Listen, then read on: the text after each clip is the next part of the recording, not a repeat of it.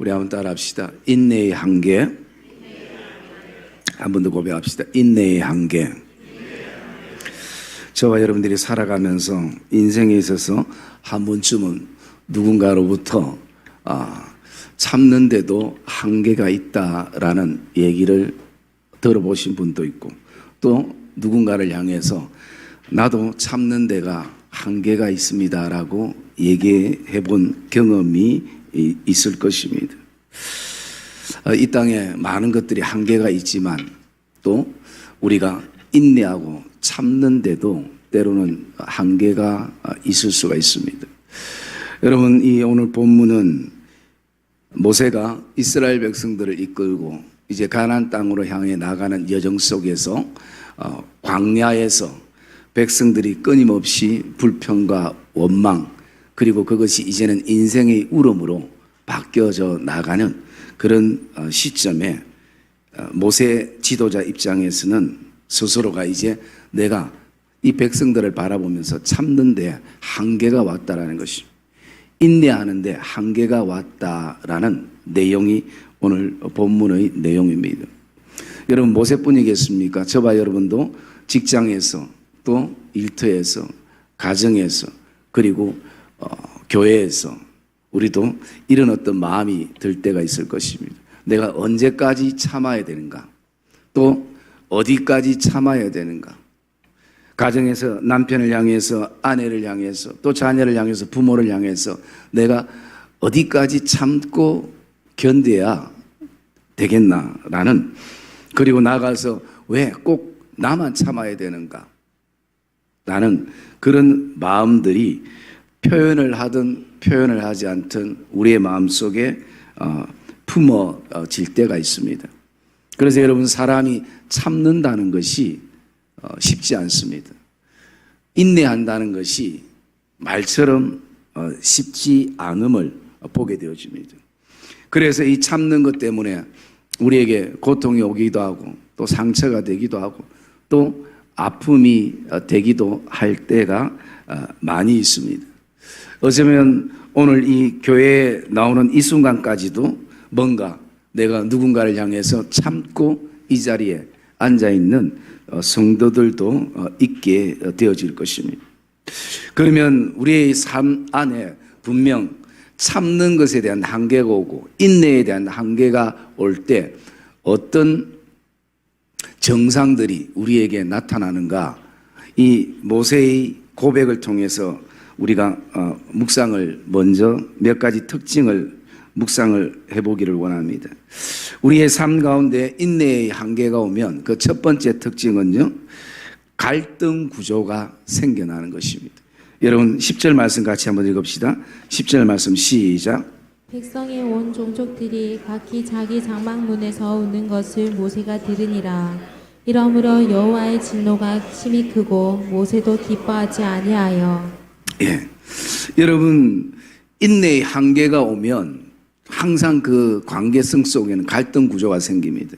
오늘 이 10절에도 하나님과 모세와 백성들 사이에 갈등 구조가 형성이 되는 것입니다.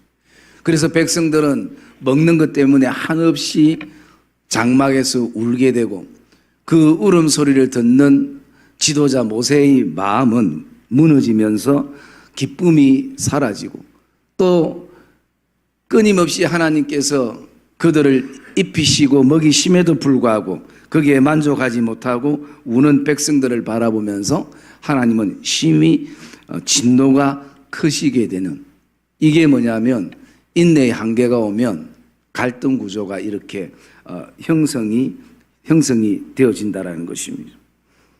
여러분, 지금도 어쩌면 이런 어떤 인내의 한계 속에서 인생의 울음을 우는 사람들도 있게 되어지는 것입니다. 그리고 또 두 번째, 인내의 한계가 오면 나타나는 그 특징이요, 끊임없이 불평과 원망이 흘러나온다는 것입니다. 그리고 그 불평과 원망은 나의 어떤 잘못보다는 누군가를 향해 탓하는 그런 어떤 시간들이 많아질 수가 있게 되어지는 것입니다. 여러분, 오늘 본문 13절 말씀 한번 읽어볼까요? 13절 말씀 시작. 이 모든 백성에게 줄 고기를 내가 어디서 얻으리이까? 그들이 나를 향하여 울며 이르되 우리에게 고기를 주어 먹게 하라 한즉. 예, 그들이 나를 향하여서 울며 이르되 우리에게 고기를 주어 먹게 하라. 우리에게 고기가 필요하다고 끊임없이 환경을 탓하고 길을 탓하고 물을 탓하고 상황을 탓하게 되는 이 백성들의 모습을 보게 되어집니다. 여러분 4절의 말씀에 보면 이런 어떤 불평과 원망의 시작은 성경은 이렇게 말하고 있으며 그들 중에 섞여 사는 다른 인종들이 탐욕을 품음에 이스라엘 자손들도 다시 울며 이르되 누가 우리에게 고기를 주어 먹게 하랴라는 것입니다.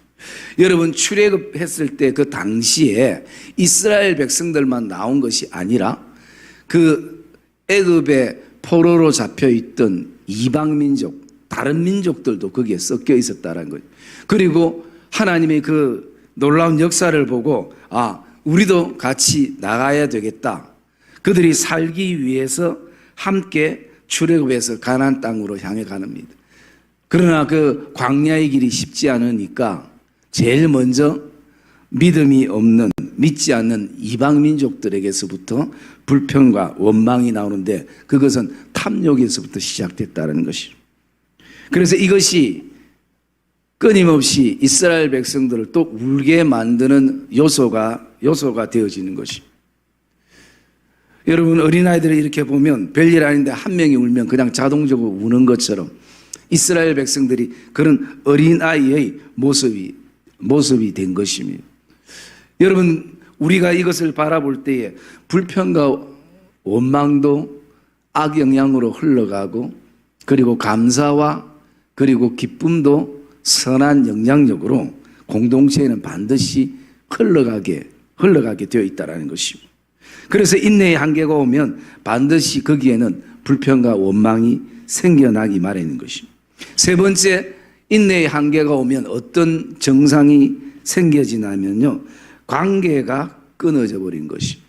여러분 14절 말씀 한번 읽읍시다. 14절 말씀 시작. 책임이 심히 중하여 나 혼자는 이 모든 백성을 감당할 수 없나이다. 예, 모세가 그런 고백을 합니다. 책임이 심히 중하여 나 혼자는 이 모든 백성을 감당할 수 없나이다 라는 것입니다. 더 이상 이 백성들을 내가 지도할 수도 없고 인도할 수도 없다. 왜? 감당이 되면 내가 좀 더 참고 인내하겠는데 더 이상 이제는 한계가 왔기 때문에 내가 감당할 수 없나이다 라고 모세가 어쩌면 지도자의 어떤 자리를 내어놓는 모습과 같은 것입니다. 이것은 무엇을 말합니까? 인내의 한계가 오면 좋았던 관계가 끊어져 버리는 것이. 가족 안에서도 또 우리 성도들 관계성 속에서도 참는데 한계가 오면 왜? 감당이 안 되기 때문인 것이. 여러분 주위에도 이런 어떤 교제 속에 살아가다가 감당이 안 되는 사람이 있으면 어떻게 됩니까? 점점 멀리하게 되는 것이. 그것은 관계가 끊어져 버리는 것입니다. 그게 인내의 한계가 오면 우리에게 오는 특징 중 하나입니다. 그리고 마지막 인내의 한계가 오면 우리에게 어떤 특징이 생기느냐? 죽음을 생각하게 된다는 것입니다. 여러분 오늘 말씀 15절 말씀 같이 한번 읽겠습니다. 15절 말씀 시작. 주께서 내게 이같이 행하실진대 구하옵나니 내게 은혜를 베푸사 즉시 나를 죽여 내가 고난당함을 내가 보지 않게 하옵소서. 예, 여러분 모세가 지금 하나님 앞에 원하는 것이 무엇입니까? 나를 죽여 내가 이 고난당하는 것보다 차라리 죽는 것이 낫겠습니다. 왜? 이제 참는데 한계가 왔거든요. 인내하는데 한계가 왔기 때문에 나를 죽여달라는 것이. 여러분 우리가 표현하든 표현하지 않든 우리도 가정과 일터와 직장과 교회 생활 속에서 너무 고통스럽고 참는데 한계가 오면 우리도 죽음이라는 것을 생각을 할 때가 있게 되어지는 것입니다. 그것이 바로 인내의 한계가 오면 우리에게 오는 정상이기도 하는 것입니다. 물론 이것이 때로는 복합적일 수도 있을 것입니다. 그러면 분명 우리에게도 인내의 한계가 오고 참는 데 한계가 올 때 우리에게 이런 정상들이 나타날 때에 우리는 이것을 어떻게 극복할 수 있는가? 어떻게 이것을 최소한 줄일 수 있는가? 그래서 더 아프지 않게, 더 덧나지 않게 이것을 이겨낼 수 있을까라는 부분들을 우리가 한 3가지 정도로 묵상을 하려고 합니다. 첫 번째는요, 하나님이 가지신 목적을 다시 한번 생각해 보는 것입니다. 여러분 12절 말씀 한번 읽어봅시다. 12절 말씀 시작. 이 모든 백성을 내가 배웠나이까 내가 그들을 낳았나이까 어찌 주께서 내게 양육하는 아버지가 젖먹는 아이를 품듯 그들을 품에 품고 주께서 그들의 열조에게 맹세하신 땅으로 가라 하시나이까. 예, 모세가 고백할 때에 주께서 그들의 열조에게 맹세하신 땅으로 가라 하시나이까라는 이 고백은 하나님께서 그 백성들을 출애굽시켜서 가나안까지 가게 하는 데는 목적이 있다라는 것이. 그래서 하나님께서 교회를 주신 목적, 하나님께서 가정에 남편과 아내와 자녀와 부모를 주신 근본적인 본질적인 목적, 성도를 주신 본질적인 목적, 직장과 일터를 주신 본질적인 목적이 뭔가라는 부분인 것입니다. 여러분 지금 모세가 이렇게 고백하는 내용은 어떤 측면에서 바라보면 이런 고백입니다. 너무 내가 참다 보니까 내 인생이 행복하지 않다라는 것이죠. 그래서 여기서 벗어나고 싶고 빨리 벗어날 수 있으면 벗어나고 싶은 것이 자기의 심정이는 거예요. 너무나 고통스럽기 때문이겠죠. 나도 내 인생이 행복해지기를 원하는데 그러나 이런 어떤 참는 데의 한계를 통해서 행복감이 사라진다는 것이죠. 여러분 참는 사람들이 인내하는 사람들이 가지는 대부분의 생각일 수 있습니다. 그런데 여러분 하나님도 우리가 행복하기를 원하지만 나의 행복보다 더 중요한 하나님의 목적이 있습니다. 가나안 땅까지 가게 했던 목적은 뭐냐? 하나님의 거룩을 삶 가운데 드러내기를 원하신다는 것이었습니다. 나의 행복보다 더 중요한 것은 하나님의 거룩을 우리의 삶에 드러내는 것. 즉 그래서 이스라엘 백성들이 일주일이면 갈 수 있는 그 가나안 땅을 40년의 그 광야의 세월 속에서 흐를 때에 그 속에서 하나님이 우리를 거룩해 하셨던 그 거룩이 삶으로 드러나게 하는 것이 그 가나안 땅을 향해 가게 하는 진정한 목적이라는 것입니다. 여러분 오늘로 말씀드리면 우리가 예수 그리스도를 통해서 이미 그의 의의 옷을 입고 이미 우리는 거룩한 상태가 되어 있는 것입니다.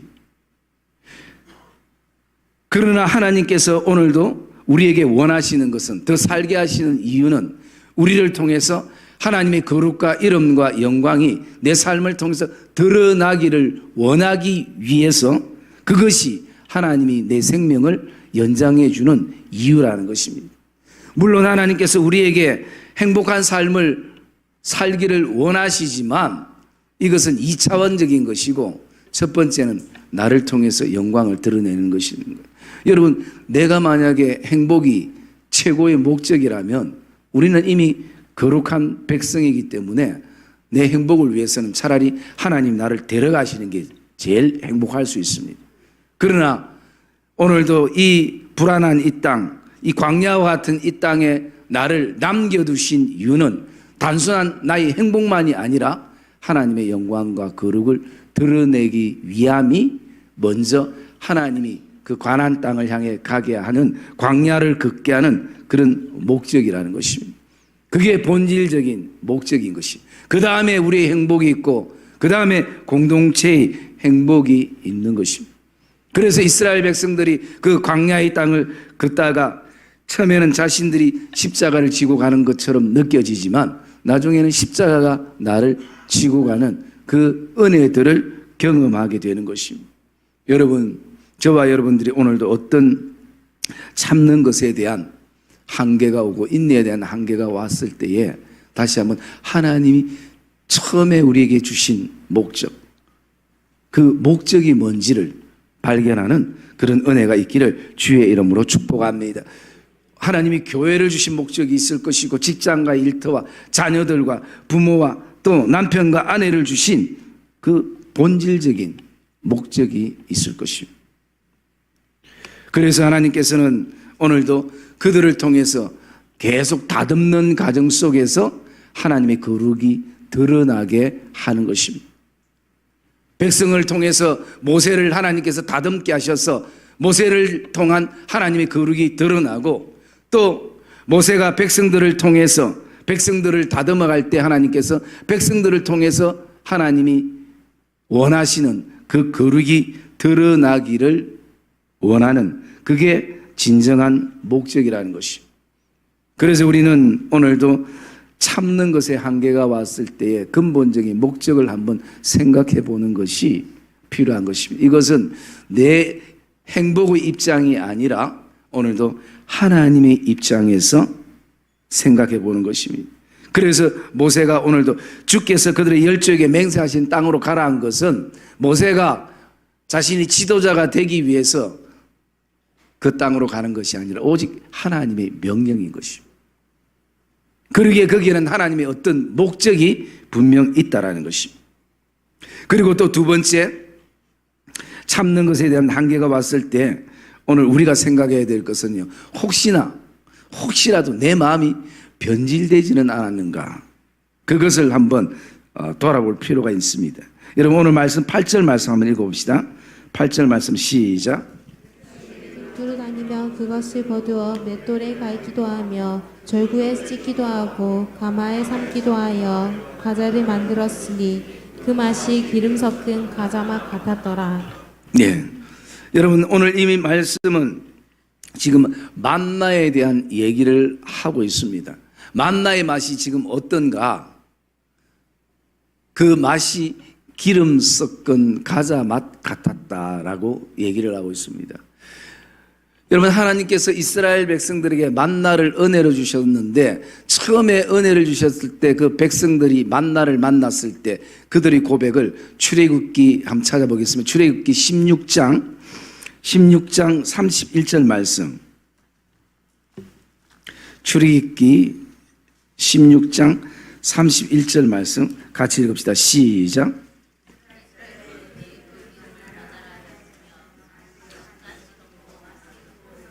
맛은 꿀고 섞은 과자 같았더라. 예, 이스라엘 족속들이 그 이름을 만나라 하였으니 이 만나라는 이름은요, 그 앞에 15절에 보면 이렇게 표현하고 있습니다. 이것이 무엇이냐? 이것이 무엇이냐라는 것이 만나예요. 그런데 이 만나의 맛이 어땠는가? 그것은 가시 같고 희고 맛은 꿀 섞은 과자 같았더라 라고 말하는 것이에요. 그러기에 그들은 이 만나가 감격스러웠습니다. 어디서 하늘에서 내리는 이 만나가 꿀 섞은 과자와 같은 그런 어떤 맛이었고 15절에 보면 여호와께서 너희에게 주어 먹게 하신 양식이라 그렇게 말하고 있습니다. 여러분 처음 만나를 만났을 때는 꿀처럼 느껴졌는데 이제는 어떤 느낌이 있었느냐? 오늘은 보니까 그 만나는 그냥 기름맛만 난다라고 얘기하는 것이. 그리고 여러분 광야를 지나면서 그 광야의 40년 동안 그 마지막에 만나의 맛을 어떻게 표현하는지 보면요, 우리 한번 찾아봅시다. 민수기 21장 5절 말씀. 민수기 21장 5절 말씀 같이 읽읍시다. 시작. 백성이 하나님과 모세를 향하여 원망하되 어찌하여 우리를 애굽에서 인도해 내어 이 광야에서 죽게 하는가? 이곳에서는 먹을 것도 없고 물도 없도다. 우리 마음이 이 하찮은 음식을 싫어하노라 하매. 예, 이제는 우리 마음이 이 하찮은 음식이 이제는 싫다는 것입니다. 여러분 지금 백성들에게 먹을 것이 없어서 그들이 우는 것이 아니라 메뉴에 대한 얘기를 하고 있는 것이. 여러분 처음에 하나님이 만나를 주셨을 때는 그들이 이런 은혜가 어디 있느냐, 정말 꿀과 같이 달구나. 그런데 이 하나님의 복이 점점 당연시 되니까 이제는 어떤 마음으로 바뀝니까? 기름 냄새밖에 안 난다는. 그리고 이제는 더 바뀌어서 이제는 우리 마음이 이 하찮은 음식이라는 거예요. 하나님이 주신 것인데 이제는 어떻게 됐냐? 하찮은 음식으로 된 것입니다. 여러분, 이것은 음식만의 문제가 아닐 것입니다. 우리의 어떤 신앙도 마찬가지일 것입니다. 우리가 처음 하나님께서 우리에게 주셨던 그 은혜를 누릴 때는 정말 그 순간에 누가 예수 믿지 말라고 목에 칼이 들어도 순교하는 마음으로 예수를 믿으려는 그런 어떤 결단이 있었고요.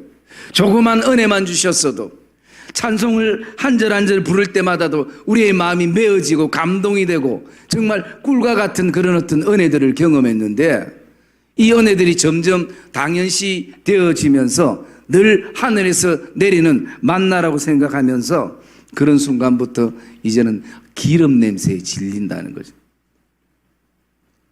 그러다가 여러분 나중에는 어떤 얘기를 합니까? 이 만나와 같은 하나님의 말씀, 생명과 같은 말씀도 이제는 하찮은 음식에 치부해 버릴 수 있는 그런 시기가 우리에게 올 수 있다는 것입니다. 이건 왜 그런가? 마음의 변질인 것입니다. 그래서 오늘 우리가 다시 한번 돌아봐야 될 것이 혹시 내 마음이 변질되지는 않았는가? 부모를 향한, 남편을 향한, 자녀를 향한, 성도들을 향한, 그리고 직장 동료들을 향한 그 사람들이 물론 잘못이 있겠지만 혹시라도 내 마음에 변질이 되지 않는가?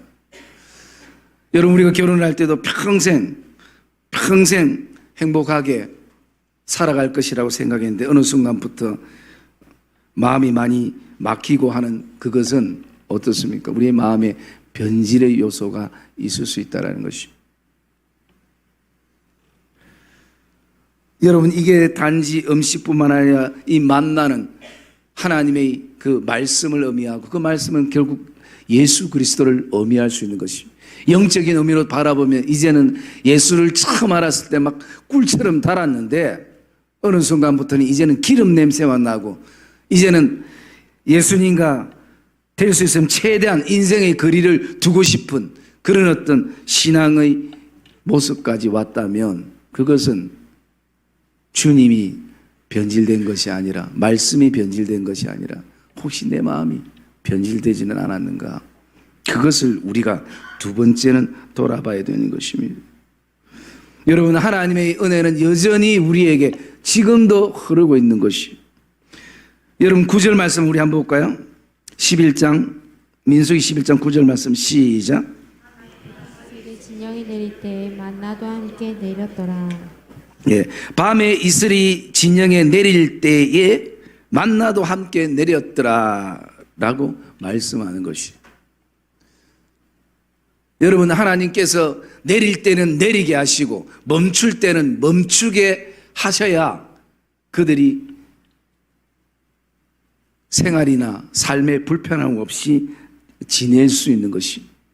여러분, 내릴 때 내리지 않고 멈춰야 될 때 멈추지 않으면 하루 종일 만나가 떨어진다고 여러분 가정을 생각해 보십시오. 일상에 많은 불편함이 있을 것이. 그런데 하나님께서 이슬이 내릴 때에 만나도 같이 내리게 하시고 이슬이 멈출 때에 만나도 하나님께서 멈추게 하신 것이. 여러분, 이 당시에 이스라엘 백성들이 군대만 60만 명입니다. 여러분, 100명이 새끼를 먹어도 얼마나 많은 양이에요. 1000명은 더 엄청 많을 것이고. 그런데 여러분, 60만 명이 어느 정도 되는지 우리 상상이 되잖아요. 그 사람들이 하루 한 끼 먹는 것 아니고 새끼를 다 먹으면서 40년의 세월을 그렇게 보낼 때에 여러분, 하늘이 열리지 않고는 이게 불가능한 것이. 하나님이 하지 않고는 그들을 먹일 수가 없는 것이. 여러분, 음식뿐이겠습니까? 옷은 어떻습니까? 그런데 신명기 8장에 보면 하나님께서 그렇게 그들에게 주신 옷이 헤어지지 아니하고 사막을 아무리 걸어도 발이 부르트지 않는, 그것은 여러분 보이지 않는 하나님의 은혜인 것이요.